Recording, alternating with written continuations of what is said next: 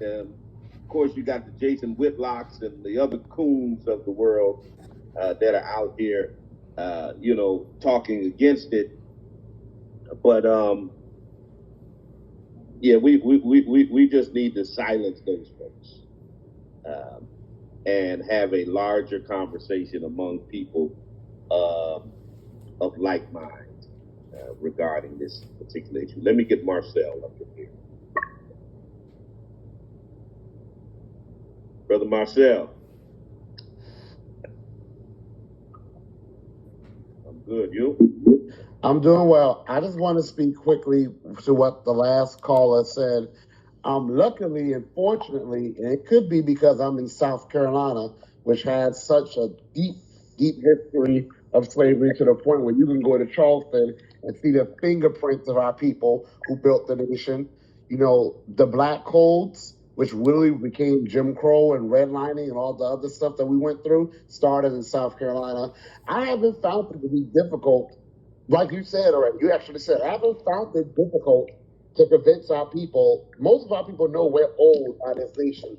The thing is, like you said, you hit the nail on the head, is we have to make sure that our people really get the reparations we are due, which are things like direct monetary payments, land grants, business grants to bring back Black Wall Street, the return of the Freedmen's Bureau. And the way that happens is by what you're doing. So I just want to shout you out. We need more people like you who have big platforms who are using it to, first of all, shoot down the anti-Black talking points. Because if you are against reparations, then you are against Black Americans. You can't have it both ways. We need people like you to shut down these lies that one, reparations is free education and health care. Hell with that. Yeah, we need free education. We deserve free health care. I'm sorry to say hell. Sorry to say it again. I'm sorry. We need free education. We need health care. But no, you're going to pay us direct monetary payments. You will compensate us for the stolen land. You're going to give us a free bill. Also, we need people to shoot down this lie that reparations somehow want to result in people's taxes increasing, when the American government has federally paid reparations many times and not once did our tax increase, because the federal government does not run nor operate off a tax revenue. And last but not least, we need people like you who are using their platforms to call out the hypocrisy and double standards in this nation. So I want to thank you for that and say that people know we're old. We just have to make sure that the wool doesn't get pulled over our people's eyes. So thank you, Alan, and there. Take care. All right. Appreciate you, brother. Yeah, he's absolutely right. He's absolutely right. And the other part of that, when he was talking about shutting down the lies, is this. We've got to silence the voices of Black people in the media who say crazy stuff like reparations is dead on arrival. That's not a winning argument. We don't need to be having that conversation, because you got these coons that are out there that have been given platforms that are claiming that they're in support of reparations, but we don't need to have the conversation. Because what's important is that we just get more Democrats in office and, so on and so forth. And right now we don't have enough of them to have the conversation. So it's DOA. We don't need to talk about reparations. No, you need to shut up. We need to shut down every one of them. Straight up. Every one of them need to be shut. And y'all know who they are. Y'all know who they are. If you ever seen these Black folk talking against reparations and talking about how we don't need to be having that conversation right now, those are the ones you don't need to be listening to. All right? And some of them are y'all favorites. Okay? Some of them are y'all favorites. Yeah.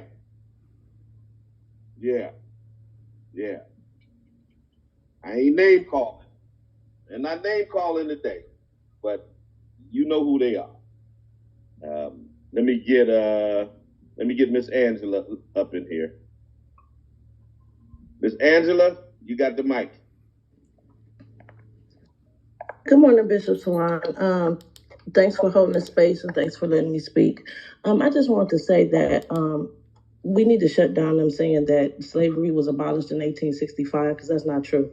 My grandmother was born into slavery. She was born in 1912, and she worked inside a plantation up until the early 1930s when they moved to Ohio.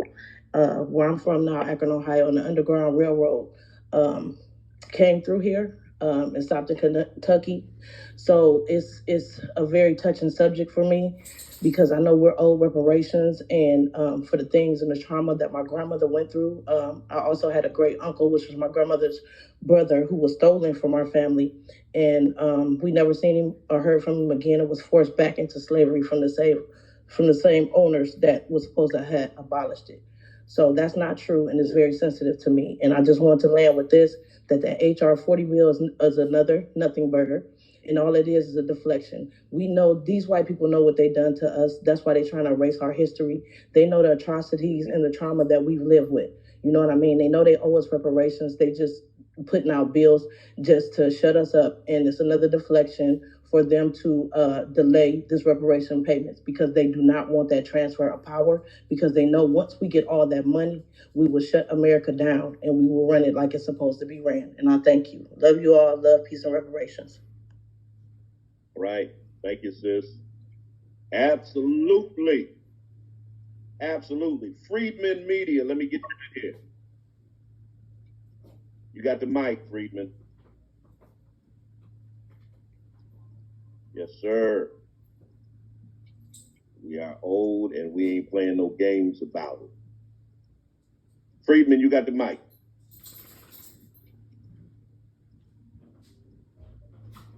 All right. I see your mic is unmuted, but I cannot hear you.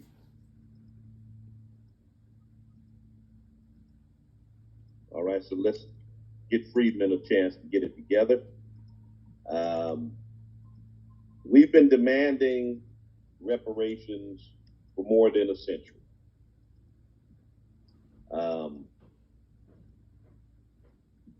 They've been made in various forms since the end of the Civil War, but they've never been met by this government. It was in 1865 that Union Major General William Sherman ordered that lands confiscated from Confederate landowners be divided up into 40-acre portions and distributed to newly emancipated black families. That's where the 40 acres and the mule come from.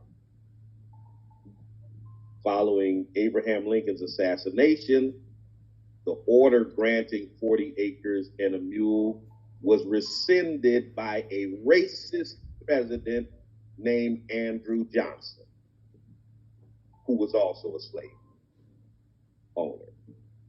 Okay? And so the majority of the land that was confiscated from Union soldiers was returned to white landowners.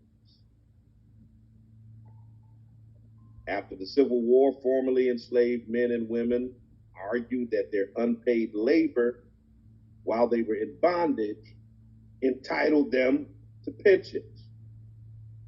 Of course, the federal government wasn't going for it. Ignored the pension bills that were brought up in Congress to compensate freedmen.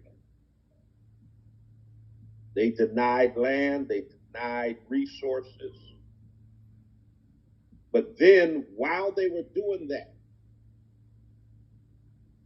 they were creating new pathways for land ownership for white Americans. All right? When they passed the Homestead Act in 1862, it granted 160-acre plots to white families,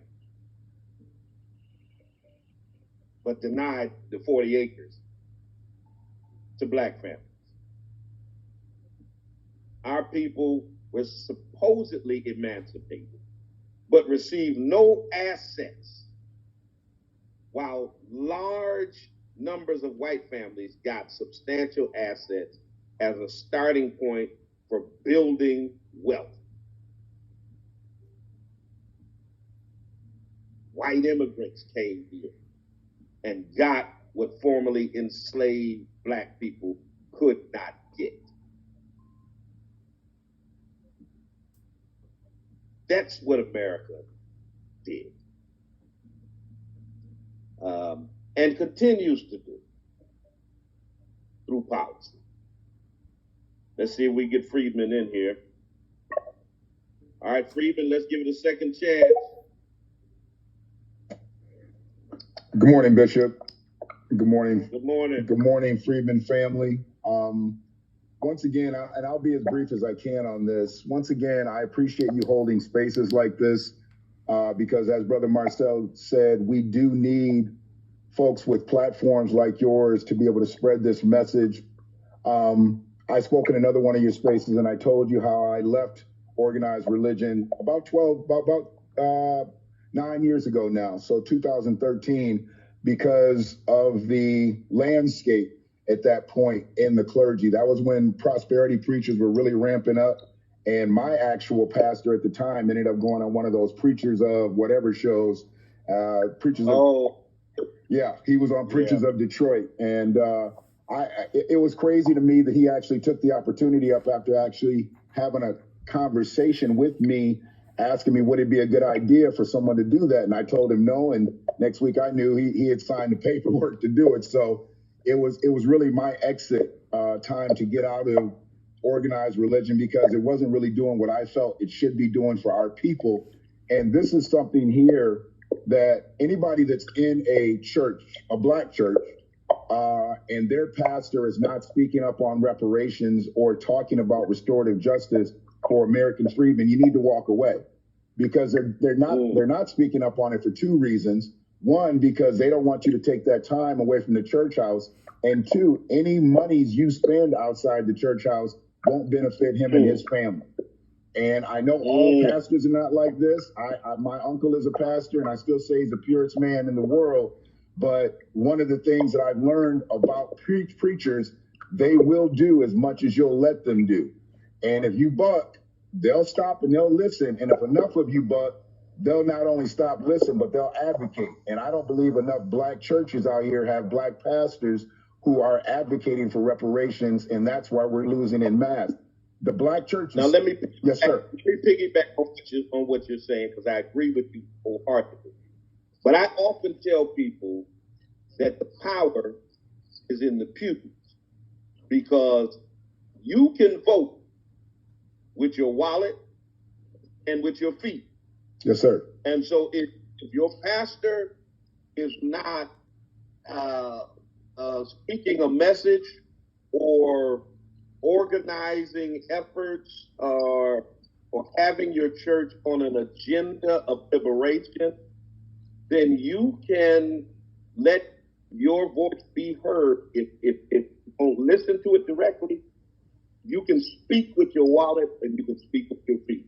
So the power is still in the pews. Absolutely. It's in the pews, and it's in the people in the pews, because when you have churches out here with 500 members and they putting $20 per in the coffer every weekend, they speaking with their money, and they speaking with their feet there. But what is that pastor taking that money and utilizing that money for? If he's not speaking for your liberation, I mean, and this is a church that he stood up in this congregation one morning and told them that his benevolent closet was empty, that there was no benevolent closet.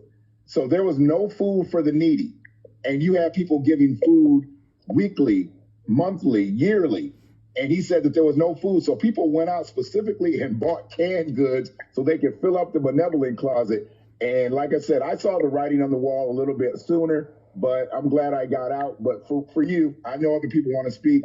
I appreciate you speaking as candidly as you do, because you can fake the funk like a lot of them do, just to get your views, just to get your follows, just to get people coming your way. But I believe you're real in this space, and we just need more of you, and we respect you. And I'll land there. Good morning. Thank you, brother. I've got to transition off of the radio, off of WTCC. and move into the after show. Those of you who are on WTC